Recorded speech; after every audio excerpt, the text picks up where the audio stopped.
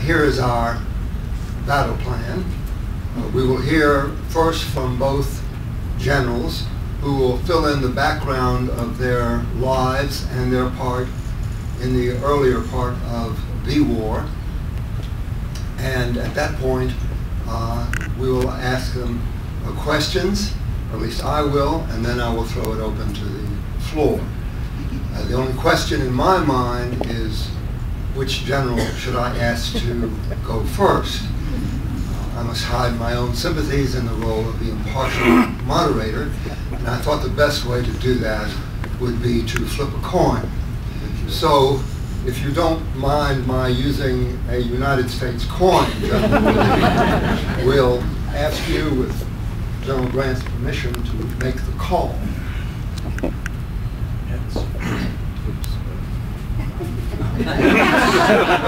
That's because it was United States coins. It's tails. So I will call on General Grant.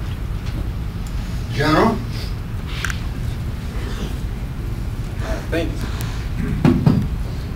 Thank you. I want to welcome everyone this evening, and I'm going to briefly keep my words down. General Lee has a lot that he would like to say this evening, but we also have restricted our conversation so that we may debate later. When President Lincoln, after the fire upon Fort Sumter, when President Lincoln issued his call for 75,000 volunteers, I was working in my father's leather goods store. And I was sitting on a barrel, and I saw the volunteers trying to organize themselves, and I decided that I should go ahead and help organize them because they didn't know how to drill or to march, and I escorted them. I tried to get an appointment from Governor Yates of Illinois, and I finally received it of the volunteers. Briefly going through the battles up till the time when I'm brought to Washington City. I had my first battle was the Battle of Belmont. The Battle of Belmont, I was almost captured. In fact, bullets were flying everywhere around me. Now, Battle of Belmont was poorly planned and poorly executed, but I was still learning my trade also. The next major battle would be Fort Henry and Fort Donelson. Now, Fort Donelson had been bombarded by Admiral Foote, and they were ready to go. In fact, at Fort Henry, they did go. They ran to the next fort, which was Fort Donelson. Well, I immediately went to Fort Donelson, and Simon Buckner came in, and he wanted to know the terms of armistice. And he said, he wanted to know, and I said, well, no terms, unconditional surrender. So my initials was U.S., so that's where I got one nickname.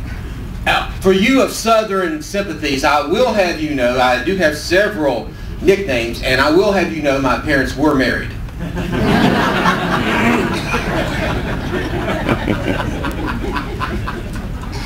Well, I was the hero of the time because it was the first major win of the Union. We had captured 14,000 Confederates, and it was the first major win. Well, I'm standing on the banks with Admiral Foote near a tent, and a newspaper reporter sees me with a cigar that Admiral Foote had given me.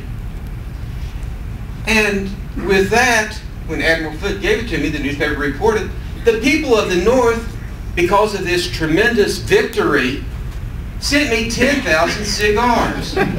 So I guess you could say that they just loved me to death. Now, I'm the hero of the time, and you know, a hero's crown will tarnish very quickly, and that happened in April at Shiloh. It's kind of ironic that Shiloh is a Hebrew word which means a place of peace, and on a Sunday that we have one of our bloodiest battles. That's when Mrs. Lincoln decides that my nickname should be Butcher because we have high casualties. The first day, I wasn't at Shiloh or Pittsburgh Landing. I was at Savannah, which was our headquarters.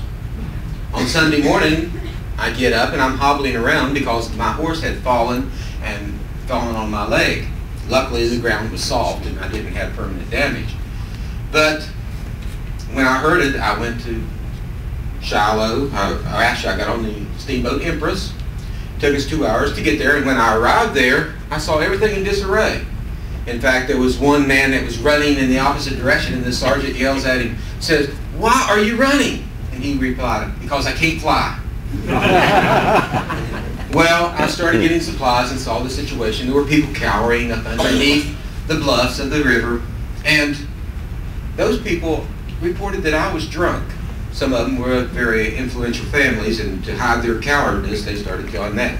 So I was drunk, according to them, again.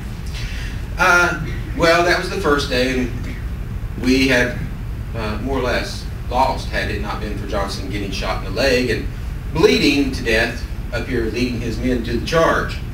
That night, I'm trying to go into the meeting house, and it's been made into a makeshift hospital. The people are moaning and groaning, and the stench of dead flesh everywhere, and the arms, and people yelling with the arms being thrown out the window. I couldn't stay there. So I go and stand underneath an oak tree, and that's when Sherman comes up to me and says, "We had the devil to pay today." So with that, I said, "Yep, but tomorrow we'll get it." Well, and the next day we did. And with that battle, we had, second day, it was a peach field.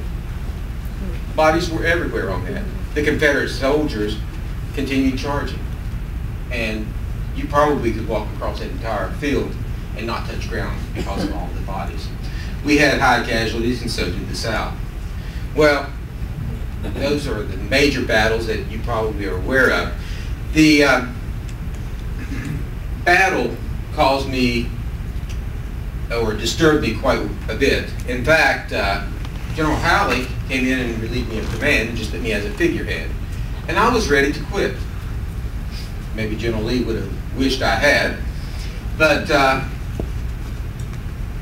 Sherman talked me out of it because I was ready to resign and go back home. Well, after Chattanooga, and I was ordered to Washington. I'm jumping very quickly because I do not wish to take all of General Lee's time. I was ordered to Washington to take control of the Army of the Potomac. I arrived in Washington with my son, and we went to the Willard Hotel. And when we went to the Willard Hotel, nobody knew who I was. But I was ordered to go to the White House. Well, I followed my orders. Again, I was not dressed appropriately. I had some dust on my clothes, I will admit. And when I arrived there, they were having a party at the White House. When I arrived there, everybody heard that I was there, and they wanted to see me. And I'm cornered. And as I'm stepping back, people say, "Stand up so we can see you." I was standing.